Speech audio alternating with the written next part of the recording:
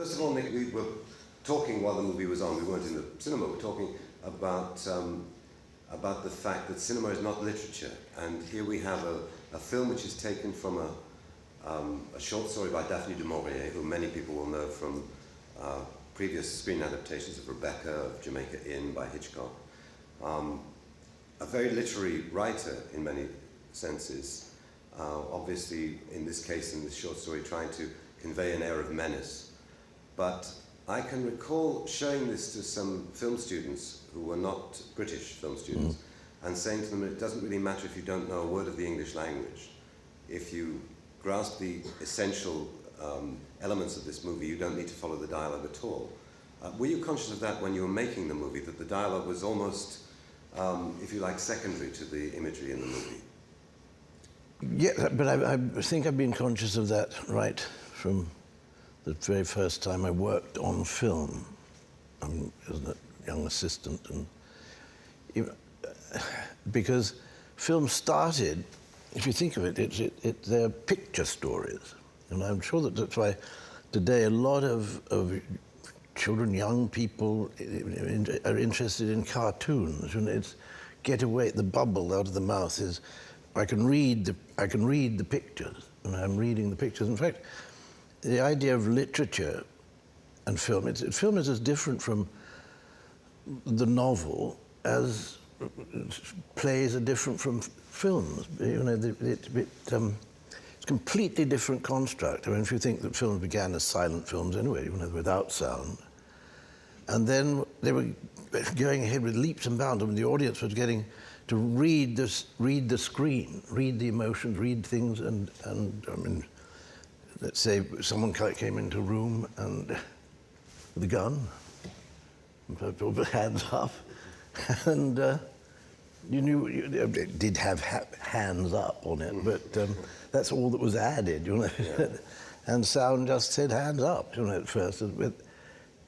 And storytelling has been, I mean, I was in India, I remember on Bwani Junction, and I was working as a camera assistant, and fascinated me, the storytellers on the corner of the road. You know, they'd come and sit down, and they'd take out of their pockets, they'd take a candle and 5 rupees they'd put on the side, and all these things, like this was going to be a story of some kind of a book, and people would watch, and they'd start telling a story and then tear a page out of the book and put it on the side.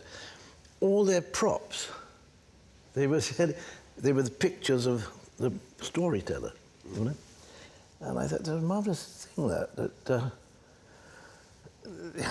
writing for the screen, write scenarios. The scenario is completely different from any other form, because you're writing something which isn't, I say this is for film essentially, because there are other parts of filmed image, or like, I hate saying it, like television, where it has a different root and it's come from a different place, and is essentially much closer to a literary form.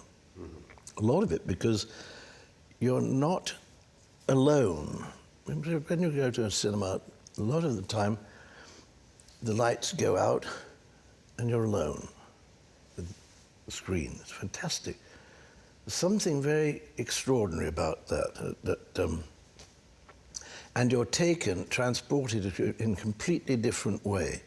You know, scenes are written. I remember when Walkabout, Edward Bond wrote Walkabout for me, and it began, I think the book was called The Children, was very different from, it was basically the children were lost and it was completely different. But Edward said, come down and talk to me about it, because he lived in Cambridge, and he said, we talked, and he said, no, I like the idea of a journey. I was thinking of writing a play about a journey. And the screenplay was 14 pages long. Yeah. Just that. We talked, and we talked about the 2 children and about the background to the film, and what it was about, what we liked and what we thought about. He's very curious. Edward, he said nothing, practically nothing at all. And he phoned one day, quite quickly, about a month or something later, and said, "I'd like you to come down, I finished it." I said, "Oh, great." And we arrived, and it was, as I say, 14 pages, but beautiful. And it was everything we'd talked about, but just in bits of snatches of dialogue.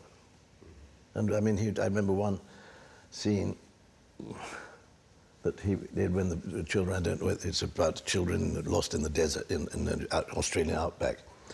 And there's a point when they come to the top of a ridge and they look out over this vast landscape.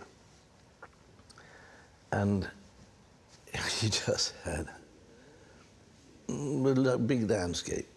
And boy looks at the girl and says, "There's the sea." He looks back at the landscape, and then looks at her and says, "It's the sea." Then he looks back at the landscape, and he looks at her and says, "It is the sea." And she looks at him, and they look for a minute at each other, and he says, "Isn't it?" Now, there's 3 words.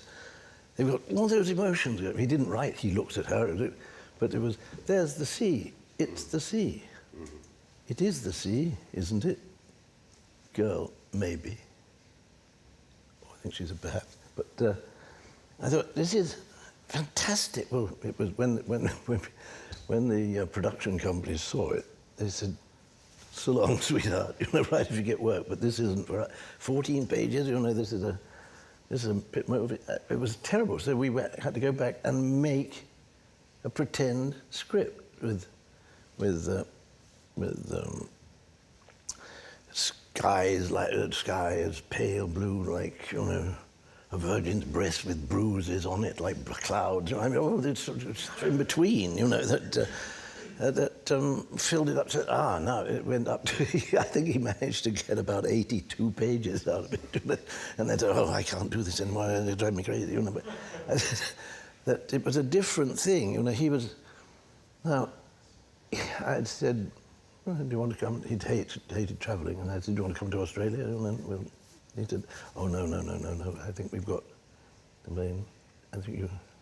And now, with that kind of, first of all, that exchange, and the talking of it, and it's odd when there's obviously screenwriters, always, but it's like auditioning, it's not, for me, this is not, that's not a general rule, because I'd hate to, I've written films, but I don't like it, because, and I think a writer, I think it's quite right. The writer writes films and feels he wants to write films and then try and sell scripts and that.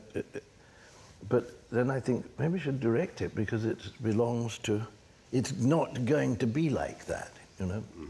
So it's a very exciting thing working with a terrific lead. I mean, Alan and Chris, who wrote this, the book was bought by Peter Katz and Tony Unger. They were producers of the book, and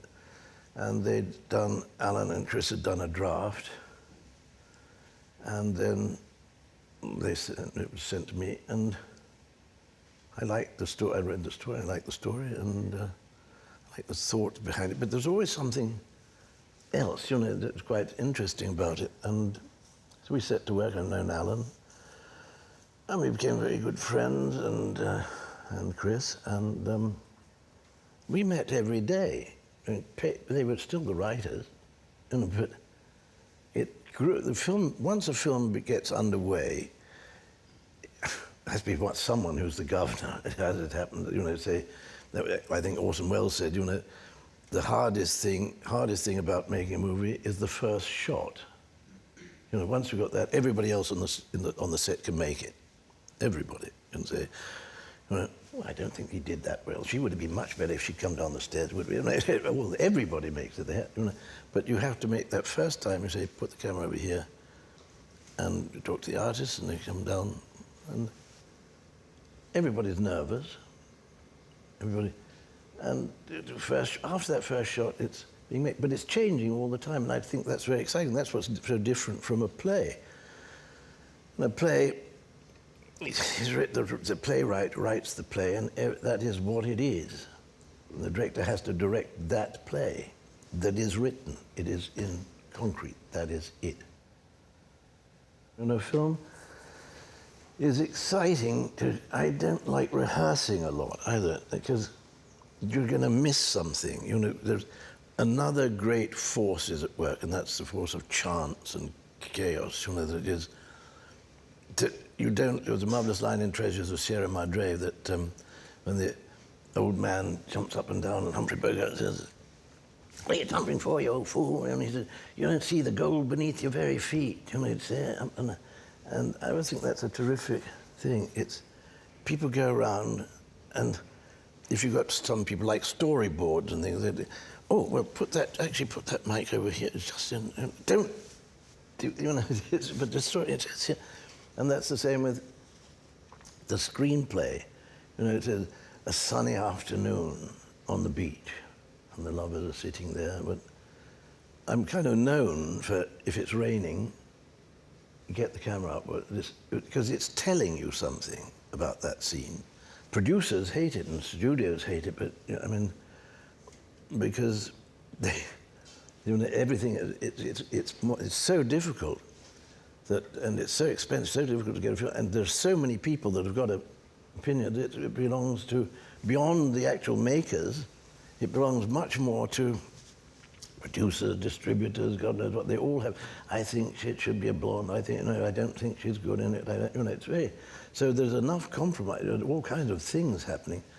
One great freedom is they're all nervous. Nobody knows whether a film's going to be any good or whether, how do we know about anything? You know, we just don't know. You know, we know what makes God laugh, and that's people who make plans, but we don't know anything at all. So all their plans to safeguard the money and make a success all blow up in someone else's hands. Is he going to be a good boy or girl and do what, or is he going to do something they don't understand? With this film, I fell out at the beginning with the producer on the first day.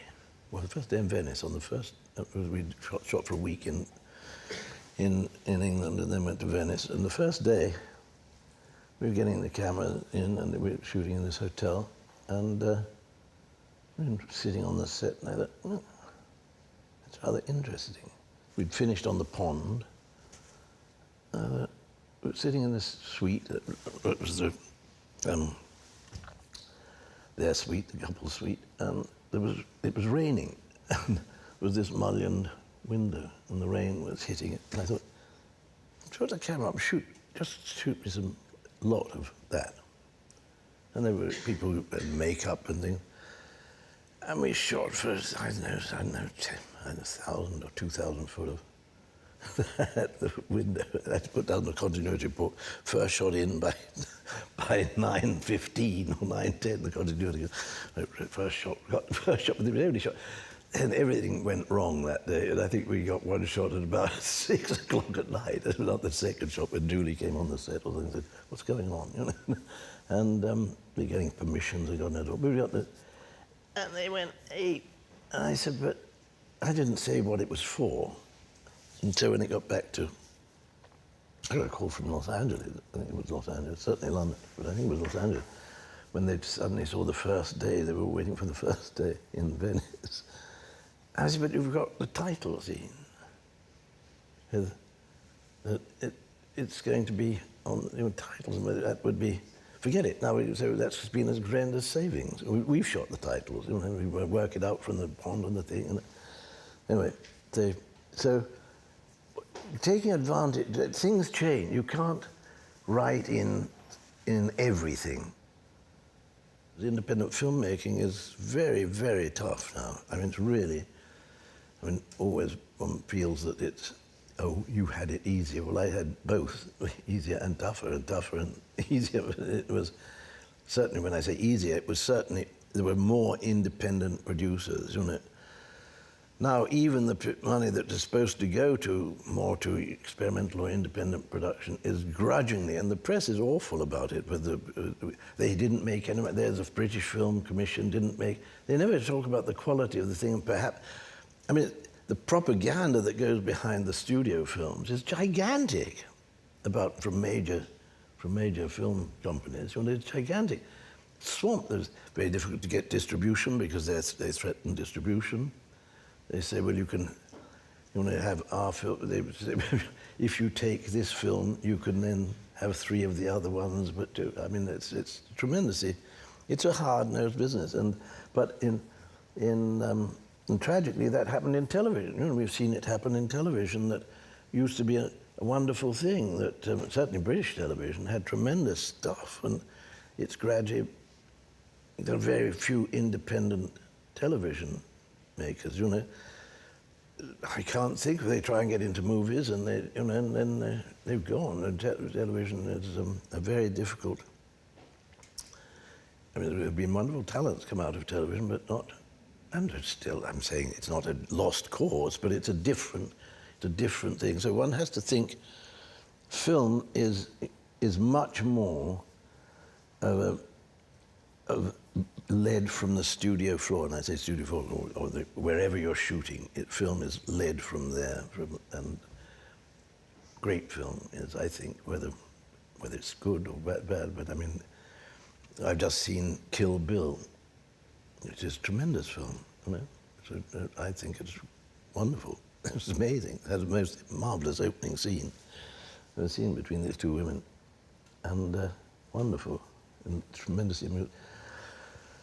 I mean, I can't help having great feeling for Harvey Weinstein because he was supposed to be a real tyrant and desperate, but I mean, he must have given Tarantino tremendous carte blanche. It's fantastic. I mean, the director's the last one to shut the door, because then there's the editing. Well, the editing is. I mean, it's an extraordinary job because it's rather you begin to rewrite the whole piece. You suddenly think, God, what we could do. She would know that he had left the theatre because. So why don't we have, as I've just done, we'll have him look at his watch. And then from the watch, we cut to whatever. And when I say as I've just done, that could never, you can't put that detail in and that tension in. That has to be, it's written down on the continuity and in the script. He looks at his watch, as Nic did. What's the time? You know, when are you going to throw this open to questions? Have I talked too long? So, but in a movie, I'd have the cut of the watch. Because I might need to go somewhere. And the audience who are watching you would be thinking, God, she'll be arriving outside at South Kensington Station and she'll know that he's not there. Because I can keep on cutting to the watch. So in a way, that might occur long after the screenplay is finished. If you had all that detail in it, the screenplay would be that thick. But it changes the whole shape of something. You know, it's an amazing... It's very difficult to read a screenplay. I find it very, very difficult to read a screenplay that isn't a film of mine, you know, or I want to do, because you can say, well, you know, they're rarely beautifully written. I had a thing with this film that the end of, when we'd finished shooting, the producers, who I'd sort of not that friendly with at the time, that moment in time, because they wanted to change things and they hated this and hated that, but so I was fighting them. And then they said, we have to show it to Daphne du Maurier this evening, they said to me, and I said, oh. And they said, but you can't come, you've changed so much from this. In the little novella, the child dies of meningitis, you know, and we changed things, all kinds of little changes. And she said, because, you know, she was that time one of the most popular authors in the world, actually, funny enough. And They said she was coming down specially to see it, but don't come because we'll let you know. And about 3 days afterwards, I got a. I said, "How did it go?" And they said, "Oh, okay." But about 3 days afterwards, I got a letter from du Maurier, and I thought, I'm paraphrasing it isn't exactly, but it was first, I know it began with, "Dear Mr. Roeg, last night I saw your film of my story. Your John and Laura reminded me so much of the young couple I saw some years ago in Venice, in Torcello. They were having lunch, and they seemed such a handsome pair and so much in love, but seemed to have some terrible problem. They seemed terribly sad." And she went on in this letter, "Your John would so like him." And Laura, I thought, this is fantastic. It chills me now, because there was a writer of that stature saying, yeah, it was her story, and it was her, but not, and not saying, you ruined my book. You never do them to me. No, she accepted that they were It was the most flattering thing. Which belonged to her, to the her, book. and it was a John and Laura which belonged to the film. Yes. And that was a fantastic thing, and I love that. I love that. I was proud as anything of that letter, because it was, especially, you know, who knows where someone, what originates. But she didn't. She told me about where it originated with her. What moved me in her story wasn't what moved her to write the story. You know, so where did it begin? There was that couple on Torcello with a terrible problem, you know, that she thought maybe they lost a child. And anyway, so now, you didn't see me see my watch that time. Let's cut to the reaction shots to the audience here, and when you shoot up your hand, somebody will come racing to you with a microphone so that you can be heard in Knightsbridge. So shoot up your hand. I'm sure somebody here has a question or a comment they want to put. Thank you. Hi there, it's very loud. I just wanted to say, first of all, about no matter how many times you see Don't Let Now, it's an amazingly powerful film. Thank you. But I wanted to know about, going back to what you were saying about from writing to shooting, a lot of your films seem to revolve around the manipulation of time with different time fields. And I'm wondering what kind of stage that comes into play when you're shooting or editing. Well, I think... I'm thinking particularly about bad timing as well. Bad timing.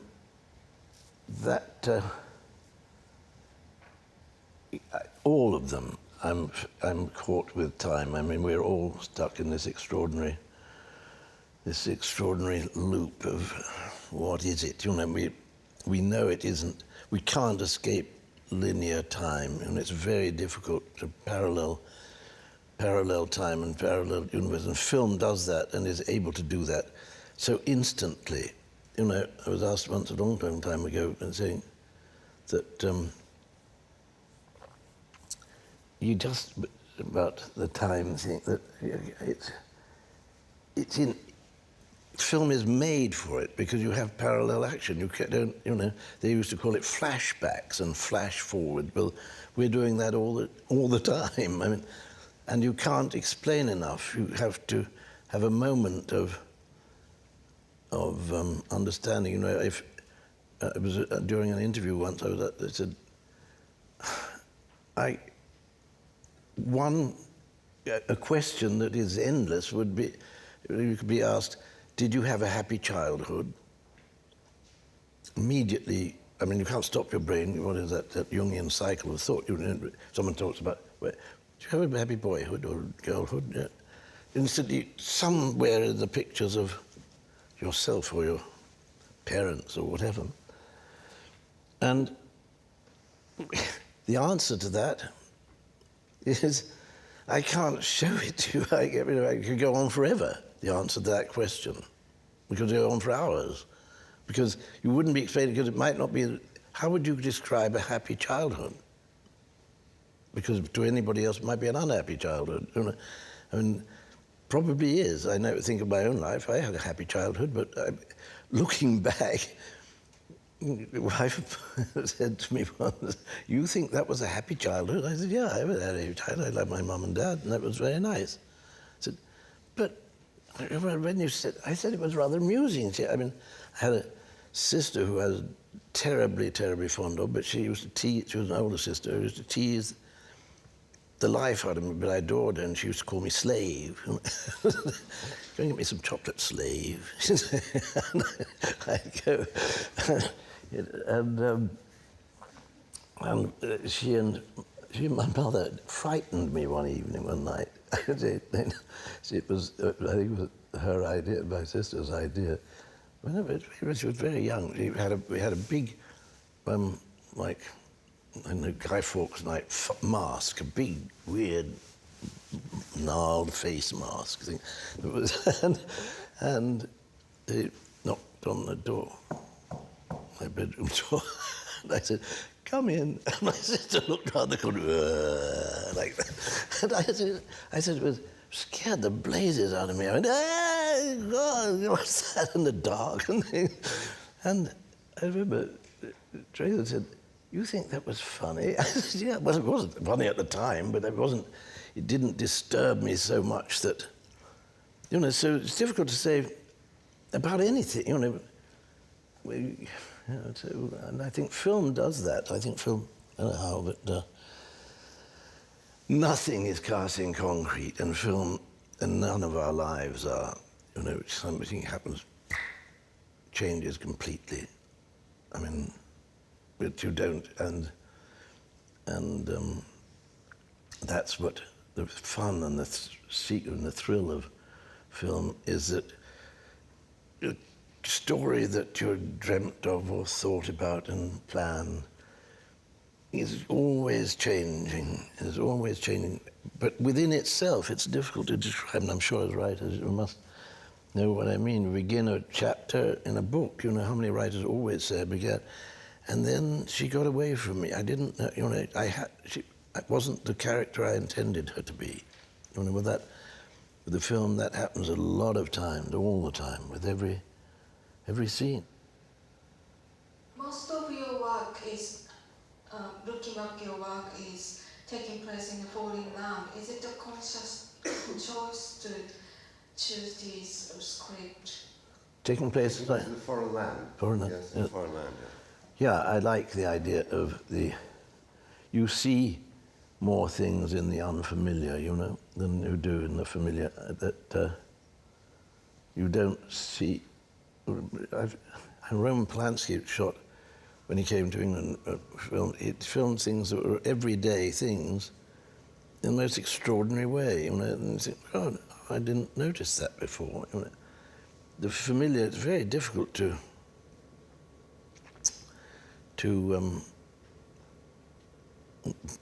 have a sense of mystery. I was thinking of that with this film. You don't see St. Mark's Square. Well, there's not much of Venice except its heart that you see of any of the landmarks, you know. San Salute, you see a bit across the Grand Canal, but you don't, it's alleyways and things, but that is where Venetians live, the people who work there and live there. And they cross them, but they don't think, oh, isn't this a beautiful square, you know? They don't think it all the time, you know. And I remember when we were on the recce, we went to look at it, I thought, God, this is going to be difficult to shoot here, because being a city of alleyways, you're looking up all the time, or you don't see anything, you know. But I thought, this is amazing, because you use sound, you hear things that you never get to see. You hear footsteps coming towards you. Clup, clup, clup, clup, clup, clup, clup, clup, clup, clup, clup, clup, clup, clup, clup, clup. You know, it's an alley that changes an angle, and people are very strange. And then you burst out into another open space. You know? So that attracted me. I thought, maybe we can do something with this, because I don't know how to make the thrill of, or the strangeness and the displacement and in a beautiful city. You know, it's an extraordinary thing. So I think I wouldn't have I wouldn't have thought that. I would have gone, if I'd been a Venetian, I think I'd probably have gone somewhere else. I would have gone somewhere else to look for something that is unfamiliar. But it's true that you changed the popular image of Venice.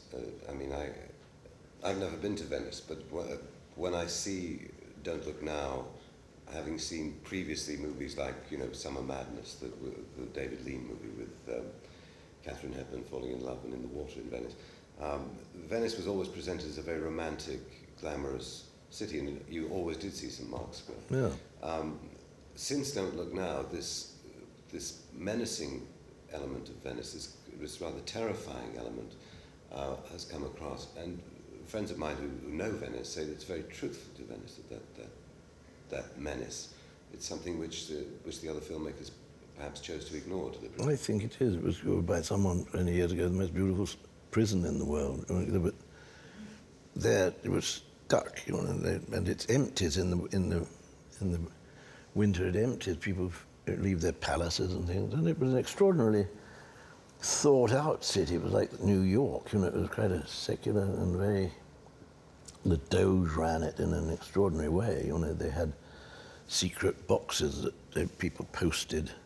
Informants, you know, were posting their information through these little Venetian mouths of annals, and it's a very strange place. But I remember I was saying on the recce there was another unit that were wrecking it, and we met in the bar. I met someone in the bar. They said, "Oh, this is great to shoot. It was fantastic. Did you see the?"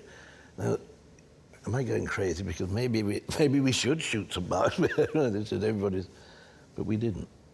So anyway, yes, you're right. Foreign. I was interested in the film performance, and I believe that the version shown in British cinemas since 1970 is always a cut version, either by the censors or by the distributors. I wondered if that was the case, that it is not the full version of performance, and secondly, whether we'll ever see the full version of performance in a British cinema. Well, performance has probably had a very strange and rather sad history, you know, in terms of came at a very bizarre time in the world, and its timing was bad timing, you know. And I haven't seen it for many years, but it had about half a dozen different people saying they'd done something with it, when we changed this and changed that. But in essence, it's now back pretty well to, you know, hey, what it was, and I think its power still stands. And I'm not a great one. I rather like the idea of the magic Christian. That I don't know whether you've ever seen it, the magic Christian. I like the idea when the man buys the Franz Haupt, the Laughing Cavalier, you know, at auction. But they've got this painting up, and Peter Sellers is the magic Christian here. And they've knocked it down for, I don't know, $10 million, I can't remember what in those days. And he's in his fur coat, and he comes up, and they say, oh, they're bowing to him as this art collector, and he said, he said, where shall we deliver it? He said, no, I'll take it now myself. They said, you'll take it now, this huge painting. He said, yeah. He sets up a pair of scissors and cuts the eye out. He said, I like that eye. You can throw the rest away, thanks. And I rather like the idea. He liked the eye, you know, and hey, a thing doesn't keep on defending something. It's over, you know. It exists, and if it's had the power of its existence cut down a bit or altered a bit, 9/10 of what people then claim, oh, this is the director's cut, you know. Don't think, God, now I love this film, you know. Oh, great, you know, they put that 5 minutes back, change the whole thing. You know? I'll fight for as long as possible to keep what it is. But when it goes, you know, who did that to it? They're responsible for that. You know, that's belongs to something else, and I wouldn't go checking around, and so I don't really know what's been changed, but the last time I saw it was pretty well, that was what it was intended. That's what pretty well, it hadn't changed so much that's intention, that when it has changed, when things that have got that sort of truth and about them are changed, it's rather like, I don't know, having a very pretty dress or suit, a beautifully made suit, and someone says, take that arm off, I'd like to see it without that arm. It doesn't really change, it just becomes the suit without that arm in it. So, yeah, I've never thought I'd ever scream for a director's cut, although a couple of times it's been rather nice that the audience have asked to see whether it's out of prurience or curiosity, I don't know, but this had, with the BBC show, it had the love scene cut out, and then was objected to, and people wrote into didn't write into me, but they wrote into BBC, or I don't remember if it was TV or BBC, and they put it back in again, because it was viewers were... This was done now, having yeah. love scene cut out, yeah. Yeah, but they put it back in. Yeah. Well, they were obviously doing for some sort of censorship thing, but then they thought it wasn't. But I mean, I felt it made a great deal of. It wasn't in the script. That wasn't in the script. It wasn't written in the script they make of, and then knew in to cut it with. How could you do that? Because it suddenly struck me, actually, while I was shooting it, that if they were. I saw we were watching Rushes, and I thought, this is right. We got quite far into it, and they were really like most couples. After a little while, they were rowing. It seemed to be rowing all the time. Oh, don't be so stupid. Yes. And Julie was snapping at Donald, and they were. I mean, not in life, but I mean on the. And he said, "Oh, I won't." He was sick in the bathroom, and then I wouldn't go in there if I were you for a little while. And she was going back to London. I thought, maybe it came just at the point where when they were going out to dinner and we chatted about it, and I said, maybe they can heal something with perhaps another child, maybe another child. There's nothing worse than, that's about the worst thing that could ever happen, isn't it? Loss of a child. That maybe. And it was rather, it wasn't a seduction scene. It wasn't, would you like to come up for a coffee? Or they're married and had 2 kids, and they lost one. And it was, and she was reading a magazine. He was in the bathroom. He washed his he thought that was awful. His toothbrush in her bathwater. And then she lay down on the bed. They were going out to dinner. She had written a magazine, and he put his hand on her back, and she looked round, but they made love. He had a whiskey, and then they got out and they went downstairs and they goodbye to the hotel manager and went to dinner. And then, but something else was going on, And from that moment, you felt for them because they became human. And there was no, I wouldn't have gone, he took advantage of her or anything. We were married, we made love before going to dinner. And that's very exciting when you think, and I thought it was rather good that the BBC put it back in. They thought, oh, God, screw the censorship. They put it back. But it was viewers that said, oh, I'd like to see, it wasn't. But I don't think it was out of, as I say, out of prurience or anything at all. I think it was just that it needed it.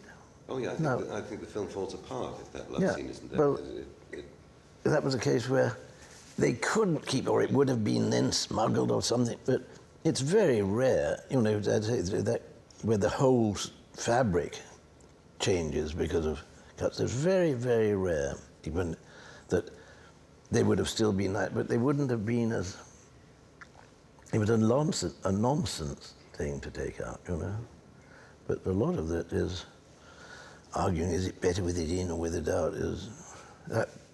Whoever cut it out at first was doing it solely out of fear, and then said, this is ridiculous. This does change it ridiculously. Anyway, so that stems from performance. I drifted like a grasshopper mind, that's what I got. Right. Do I have a last question? Yeah. Where have you gone? Oh, He's gone home. He's gone home. Can I go now? Yes. I'll make it a brief one, I'll sneak one in. It's a question about editing. A lot of your films have a distinctive non-linear style of editing. I'm interested how much of that was intended and preconceived before the filming and how much of that was either accidents or inspiration in the cutting room. I'd say, well, it was mainly, in the script stage, it would be almost like, gradually it's changing, but it would be almost like, a waste of time to try and write the movie, because it would be hated. Because people don't read movies. They look at them, they're told what to look at, and you can't be told what to imagine all the time, And so I kind of cheat a bit. And the script that goes off to actors and things and people that... Actors are marvelous because they only read their part, really. I mean, it's fantastic. I think actors should be script readers because they're the best judge. I'd like to hear what they say when they want to do it. I never forget that... anyway, finish your question without grasshoppering away. It was mainly as we're shooting, what I was saying about the love scene, as we're shooting, and time, that's why I'm stuck with that thing of parallel universes in my head. I think it's all going on with this idea of the linear time, that it's past and future, is so fleeting. I prefer the idea of lateral thing, that we slip into one moment, because we relive, that, was it Havelock Ellis that was asked, someone said to him, I had a dream last night, it was so real. It was so real, I was there, I was completely there. And Havelock Ellis said, well, dreams are real. Can we say more about life? Can't say more than, there's no more, that's what, when it's happening, it's real. Dreams are real at the time. Can we say more than that? This is real at the time, but tomorrow it isn't real. So that, that's why I hate the word flashback or flash forward. It's happening. I'm thinking of things, we're all thinking of things that's going on. If we're engaged in a conversation or something is happening, we're relating it to all kinds of things, or lose interest and our minds drift. And what were you saying? Oh yes. It's an amazing time. We're locked into it and we're fearful of it. I mean, French Institute, Napoleon, wasn't it, that said, time is the only enemy I fear. I thought that was rather marvelous. And I like that thing. And I think with film, while we're on literary level, I think of Verlaine, who said that I write stories and then let them happen to me, which I think is rather beautiful. It is interesting that for the scenario week, your film has been paired with a film by Alain Resnais, because Alain Resnais similarly is obsessed with time. And in films, I can't speak for Muriel because it's been a very long time since I saw Muriel, but in La Guerre est finie, for example, he plays with the idea, and I'm sure he dislikes it as much as you, the idea of the flashback and the flash forward, by having his characters imagining what's going to happen when they arrive at the destination they're going to arrive at, showing this to the audience so the audience has to work out, have they actually arrived, or are they actually thinking about what's going to happen when they arrive? And it suggests to me that although we speak now of being in a visually sophisticated age. There was a time, certainly in the 60s and 70s, when there was a tremendous liberation in independent cinema, where we were moving towards a visual sophistication which was richer than the visual sophistication so-called. I think that's so. I think that's so. That is what we were saying right at the beginning. Because you can't, you have to, you know, it's like you have to fill all the seats in the multiplexes and go so what. You have to give people something they know about. George Lucas actually said to me, "Oh, Nick, you've got to think of movie. You've got to have the scene pretty well tell the audience what's going to happen, and then it happens, and then you repeat, start getting towards the next scene by telling them pretty well what's going to happen, and then it happens. Why you're screwing up is you put something in that they'll see again in 3/4 of an hour's time, and they won't make any connection to it.